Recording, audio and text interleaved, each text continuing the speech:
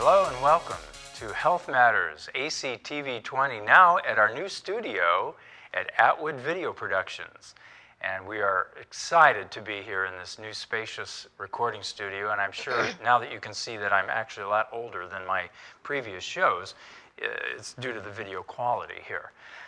Actually, I wanted to welcome a guest today that is exciting to me because she represents an area of healing that I think is going to help all of you understand how you can get your goals met a little easier. And I would like to introduce Laura Linsteadt. Laura, welcome Hello. to our show. Thank you, and thank you for having me on your show. I really appreciate it. I'm so loving this work with the Scalar Heart Connection and helping people to really connect with their own hearts, and actually for me to connect with mine. Now, full disclosure, Okay. I have had a session with Laura, and I find it hard to explain. She's going to do a much better job, but I'm going to give you a metaphor that helped me a little bit to understand what I went through. Many years ago, I used to teach sailing. But in order to teach sailing, you have to learn a lot about the wind and sails and leverage and physics. So I took lessons, and I learned that you can actually sail into the wind and sail really fast, which sounds sort of opposite of what should happen. But if you understand that, you know that you can do certain things that common sense or your dichotomous brain would say, no, you can't do that. So with the Scalar Heart Connection session that we had, I found that helping me understand a direction and how to more fine-tune that and understand the physics of that allowed me to make some progress in an area that I felt I was a little stuck. So with that metaphor, I wanted to come back and ask Laura a little bit about herself. So if you can tell us, a bit about your background, and then we'll get into what the Scalar Heart Connection is. Okay.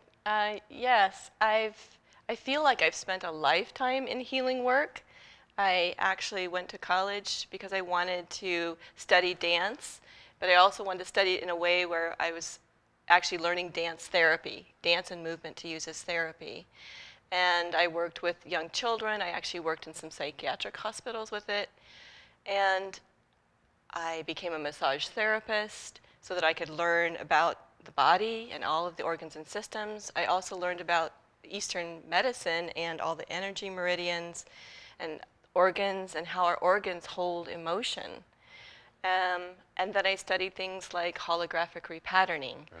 And when I found Scalar Heart Connection, it just felt like it was very streamlined to help people really achieve what they wanted very quickly. I see. So when you experienced Scalar Heart Connection for yourself, was it because you had some sessions, or did you read about it and say, I'm in, I want to study this, and then you went from there? What was your experience? How was your introduction to that? I actually had some sessions myself personally, and I experienced this profound connection to my heart, to my body, and kind of an integration of actually all of me into what I really wanted to create with my life and with my heart. And so I really felt like this was something I could bring to my clients and to my family and friends that would really help them to create what they wanted to in their life out of the stress and the challenges that they were facing. I see. So we had discussed earlier about the heart connection, and that's taking the mind away from that just a little bit. Could you explain the difference between our cognition, our recognition of a stressor perhaps, and how our body really responds to that? Well, I'm not exactly sure what you're asking me, but how I explain Scalar Heart Connection is that it's a way to shift out of our head and this really active, often overactive brain and mind and into our hearts. I see. Because we often are trying to solve the challenges or the issues or the problems that we face from the very level that we've actually created the problem. And so what we want to do is to drop into this vast and infinite intelligence and interconnection and intuition of our heart. Boy, you're right. I mean, our brains can get stuck in loops so easily, and often accepted, I guess, that we use a small percentage of our brain, which is the active thinking, logical part of our brains, but there's so much more that's connected to something else. And I guess research has also shown that we are able to sense things, perceive them, before the brain really has a chance to interpret them. That's sort of a survival instinct, is interpreting what's going on. But the sense that you have about things, like if a person walks into the room, you've never even talked to them, you have a sense of something, maybe their intention, maybe, I don't know, we call it their aura, but we can sense things like that. So what your scalar heart connection is doing is helping us with that part of our ability to sense and to know without our head getting in the way to obscure a path, perhaps. Exactly. Yeah, exactly. It often gets in the way of that. And there's wonderful illustrations of how we tap into that. They've been doing all this research at the Institute of Heart Math. In fact, they've done a study with participants where they connected their brains to a monitor, their hearts to a monitor, and they wanted to see how the brain and the heart responded and how they interacted. And they proceeded to show the participants images through slides of different images, say a field of flowers. It's like, a field of flowers. So then they would see that response in the brain and the heart. A car accident, and so then they'd see that in the brain and the heart. And what they began to see was that actually it was our heart that was responding first. Right. And it was sending information up to the brain. They actually then took that study. I mean, this was a fascinating study to me about the heart. They took that study and then they actually randomized the slides so that the participants and the person showing the slides didn't know the order of the slides. And then the other thing they did is they put a dark slide in between each of the images. And then they showed the participants that. So they'd bring up the dark slide, and they'd wait, and then they'd bring up the image. And as they went through this process, they began to see that in that dark slide, the heart already started responding and knew exactly what was coming next, and it was responding 6 to 7 seconds before the image showed up. Right. Wow. This is what our heart taps into. And often we find that happens. Our hearts know something way before our brain and our head. It's lovely to know that some researchers have figured out how to measure that, because those of us who have had these experiences have a hard time explaining to people something that's difficult to see, touch, smell, or feel.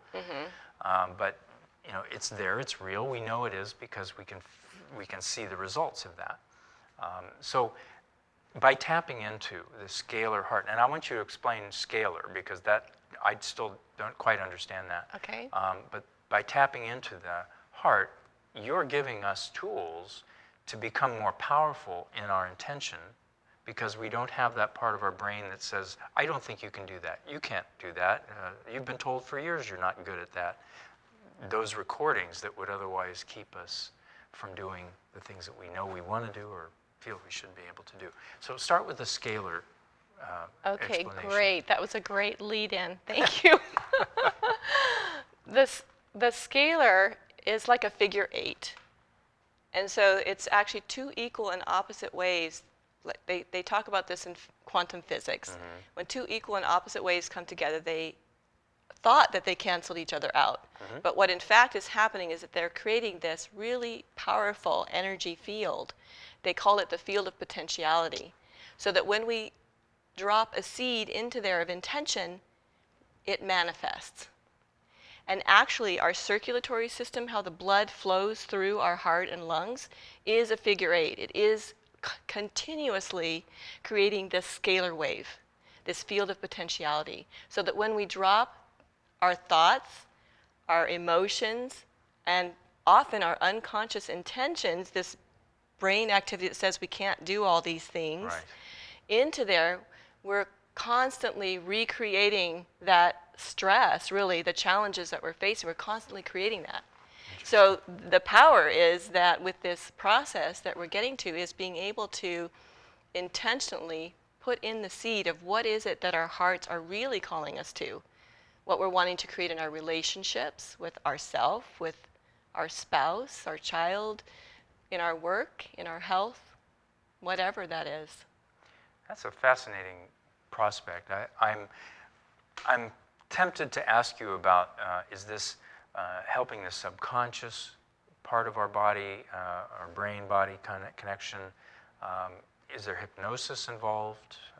Because I'm sure people are asking, well, that sounds like hypnosis to me, or that's like psychology, getting into the subconscious and trying to convince the part of the brain. Can you answer a little bit to that? Yes, I would say yes, it is connecting with the subconscious. It's also, I think it's connecting the subconscious with the conscious to bring them more actively together, because I think a lot of our actions and reactions are coming from a very unconscious place. But it's connecting the two of them. And I'm trying to remember the other part of your question on there. Well, looking at how the heart connection leads us to changing behaviors. In other words, is there a hypnosis suggestion, or is this is this something that the subconscious then takes and deals with separately? I'm a little unsure about that. When you come to me for a session, we would get clear on what is the stressful challenge or issue that you're bringing. The very next thing that we do, once we're clear on that, is we would actually do a healing modality, which is this figure 8, where we're connecting our heart. That's and what that was about. I wondered about that. We're focusing in on taking really deep breaths, closing our eyes, and we're connecting our heart, creating this scalar wave, this really strong intention of this scalar wave connecting our heart to our head and to our legs and our pelvis, connecting it to the rest of our body. And as we do that with the breath, we're actually shifting our brain waves into what we call a theta brainwave state. So it's not exactly hypnosis, but we are shifting the brain wave from that really active place into a theta state so that we can actually hear our heart. And this is a healing modality we use throughout the session, is that deep breathing with the figure 8.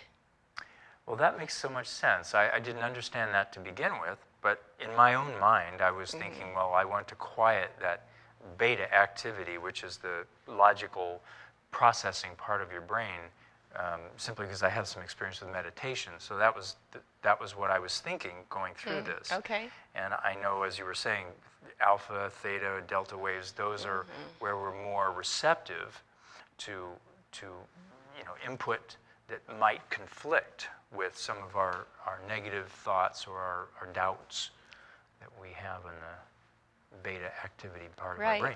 Right, exactly. So very interesting. But it's not exactly hypnosis, although you're taking the body into that quiet state to then find out more how the body, what it really wants, or what it really needs. To really connect in with the what I call the voice of our higher self, which comes through our heart. Very good. Comes into our body and into our heart. Now, I'm noticing, I haven't looked at your books yet, but I noticed you have some books that you brought with you, and the last name is the same as yours. Right. So could you tell us a little bit about these books? Right. So it's a Scalar Heart Connection. If you want to know more information about it, it's actually my brother-in-law, Stephen Linsteadt, who's created the Scalar Heart Connection process.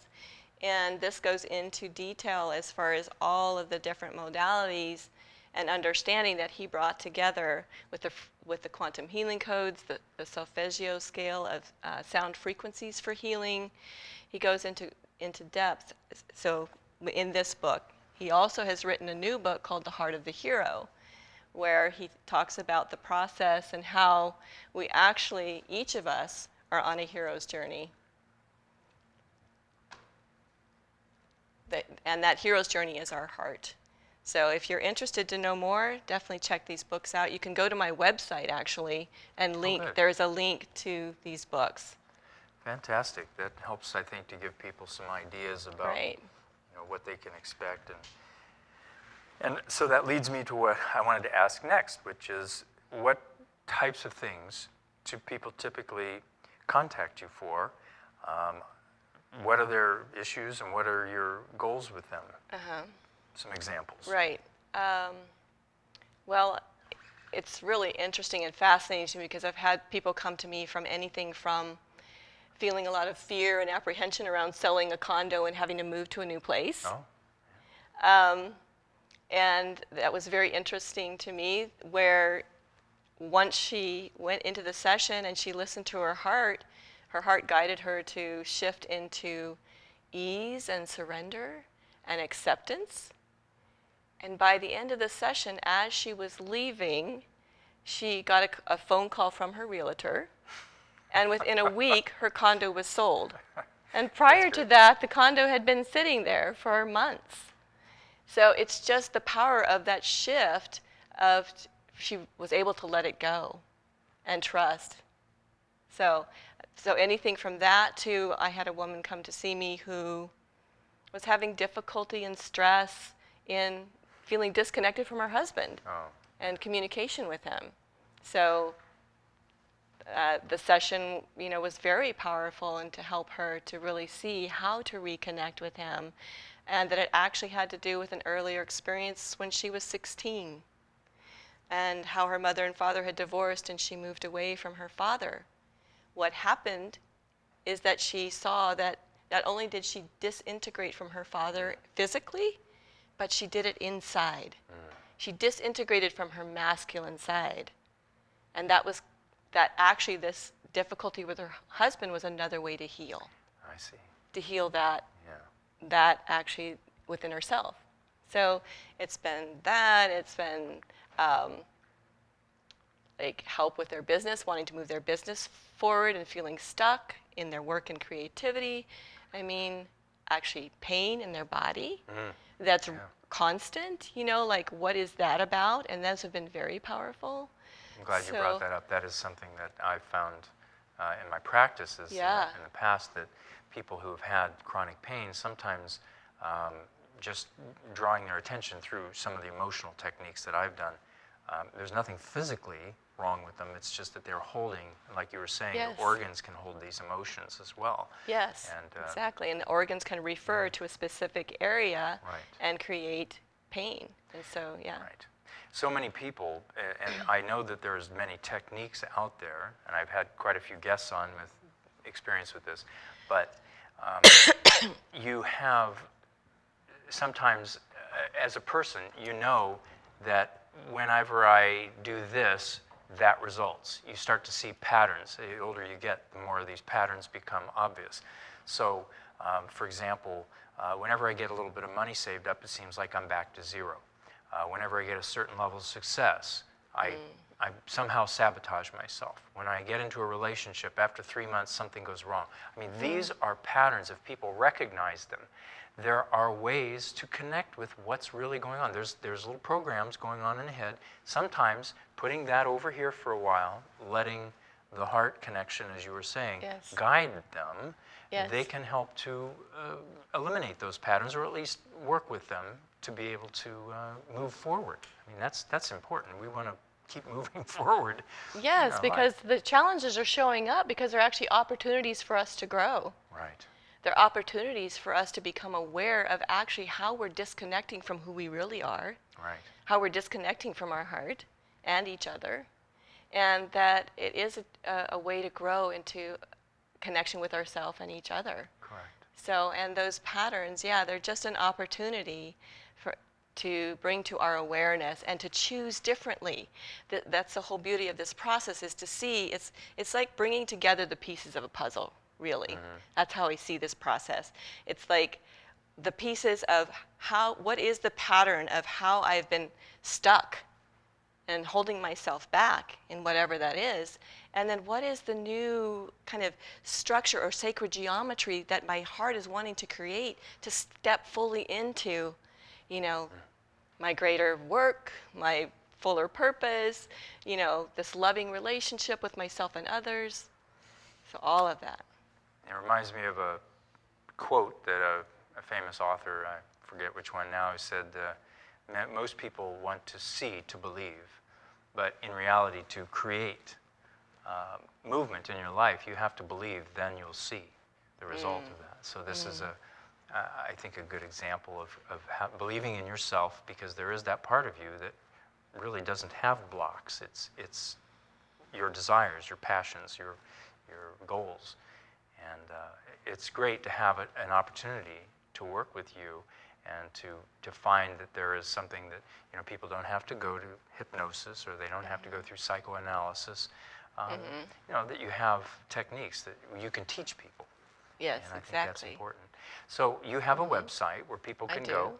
I do. And they can talk to you personally through that. Is there a link to get to connect with you? Or Yes, they can email me, or there is a link there they can contact me. And so, shall I give my website now? Yeah, Would that sure. be good? So my website is actually mbodyWholeness.net. mbodyWholeness.net, and that's EMBODY wholeness, WHOLENESS.net. And you can contact me there. Great. Well, I would like to know, in fact, I'm sure our audience would like to know also, a little bit about the procedure. I mean, do I have to schedule 10 sessions to get something? Is there a number, a set number? Or how do you help people with a pattern or a program to help themselves? How do we know when we've got where we want to get? Okay. Well, I like to talk to someone first before they actually come to a session to know what it is that they're wanting to create. What is their goal? Right. And how long that has been going on. It may, we often will set up a series of 4 sessions or 6 sessions, depending on what's happening for this person. Right. And how chronic it is, Right. how long it's been going on. And it's always surprising to me, too, that it can shift within a couple of sessions or even 1 session. The challenge is when it's a really ingrained pattern, there's layers to it. Sure. Is what I'm finding. It's a spiral. So we start on this outer spiral and we move in towards the center. And so we might come back to the same issue, but we definitely have changed. But we're learning more about what it is that our hearts are calling us to really shift into what we're wanting to create. So it often does take a few sessions. And I'm imagining that I'm really into my head a lot. So I know that I'll question every time I do this. And I did the procedures. You gave me some homework, and I did my homework. But I kind of start out with thinking to myself, well, yeah, but what if? And and there was some doubt. And so I think I had to, as you were saying, put the drop in a number of times before that part of that questioning, that cognition part of my head just kind of said, let it go and see what happens here. And I think that was really a turning point for me. So I could see where maybe going through a series would help you not only maybe with one particular issue, but might open up other areas of your life that you can see, oh, well, it was my job that I was worried about because I kept sabotaging myself. But now I realize I'm sabotaging relationships, my money, a whole lot of my life. And so they're so interconnected, yes. They are, yeah. So it's hard to differentiate, I guess, the end point. Yeah. But the starting point's pretty easy. If you find that there's patterns that you reproduce and come back to, then that would be a good reason to get started. Well, can you tell us a little bit, since we only have a couple minutes left, I wanted to find out if there's something that people can do at home to sort of ask themselves whether this might be appropriate for them. What would they have to believe, or what would they have to know, or what limits would they have to overcome just to make this work for them? Well, I think first of all, there's a way in which they can familiarize themselves with the process. There is an Ask Your Heart app. Really? That they could get and download on their phone, or they can actually go to the link on my website, which links to the Scalar Heart Connection website, and there's a small, what we call a shorter session, where you can actually access and ask with whatever challenge is happening, ask your heart, and go through the process, this short process. and to see how that feels for you. And that's free. That's something That's we can just, free. That's Absolutely free. fascinating. We're wanting to connect up the hearts around the globe Wow. with Now, that. I noticed that the website that was printed up here was a little off. It was BODY, BODY wholeness, wholeness. That was it. It was WHOLE. NESS. Ah, embody wholeness, yes. So we'll get that straight, and then people can go to Great. that website. Thank you. That's it.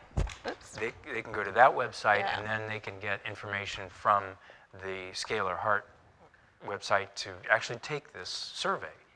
Yeah, actually to go through a short session for themselves. Oh, that's great. I'm going to do that. Okay. Actually, I'm going to have my family do it as well, because when I went right. home and explained it, they kind of shake their heads and say, yeah, you're into this ethereal stuff. So it sort of dropped out of that. And I said, well, I'll just have my own experience with this. Right. Because I don't think you can tell somebody else, you need to do this. I think it's a decision that they have to come to and say, you know, I recognize there's patterns that seem to interrupt my goals and my desires here. What can I do to fix Yeah, that? it only really works if you're choosing to have a session. Otherwise, actually, Right. the sessions don't go anywhere. Which is the same as Like forcing other your husband to techniques. come see me won't work. I'm here because my wife said I had to. Yeah, you have to want to shift or to look at it, to look at the challenge and find out what your heart wants. Now, have you personally had anybody come in and say, hey, I went to that website and this is what I found, I want you to help me with that? I mean, do they bring that to you, or have you had that happen? I don't recall having that happen so far. So part of it is just getting the word out there that they have that possibility Right. to go and do some of these sessions for themselves before they come see me, or just to check it out for sure. Well, I can see that might be an interest from the audience. Go there, see if you can get the information that might, pique your interest a little bit more. And I'm sure it's not the same as having a session, because I know your ability to help me had to do with some of my responses and how you interpret that. So it's a little bit different than just going to an app and that sort of thing. But Yeah, the beauty is that when there's more than one heart together, all hearts are listening. So it's like my heart is also listening to your heart and bringing in all of the vast intelligence as well. And we're actually tapping into a field. So it's like when one or more are gathered together, Right. Yeah. So it's that kind of energy that builds with the heart. Oh, that's really great. Any parting words? Anything you would like to have our audience go home with tonight? I actually would love to tell them that I do individual sessions in person, but I also do it by phone and Skype, and they're equally as powerful. And I also do group healing circles. Wow. Where we use the process as a group to see how we want to shift and heal what's happening for ourselves, for our community, and for the planet. Wow. Well, thank you for your work. I appreciate your help personally, and also for my audience, who I know is going to want to contact you and get more information about how to help themselves and their families. And thank you again for tuning in to Health Matters. I appreciate you, and I will see you next time.